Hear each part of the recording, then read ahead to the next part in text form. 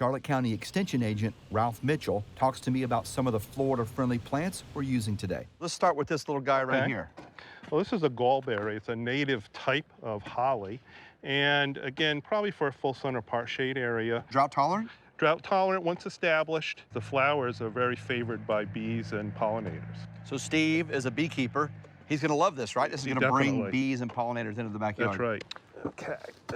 What do we got here? What is this?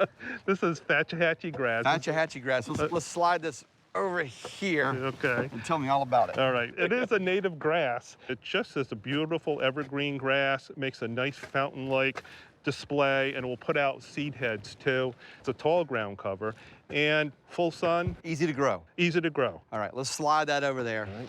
We got a big pine here. Okay. Well, this is a slash pine, so it's a native pine. Okay. It's going to provide an evergreen tree with some dappled shade, and it's also going to, of course, make its own mulch with all the needles. Are these good trees to have in the landscape? I think what you should do is keep them away from the house, of course, but I think it can be perfectly good. It will be sustainable. It's an evergreen, too. Yeah. This is really what Savannah was wanting to bring back. This land was full of these pine trees before the house has moved in. So this is going to bring back some of that old Florida feel that she wants to kind of recreate. Another plant that will play a major role in the Richmond's backyard is turf grass. Turf as a plant is a great plant because it cleans water.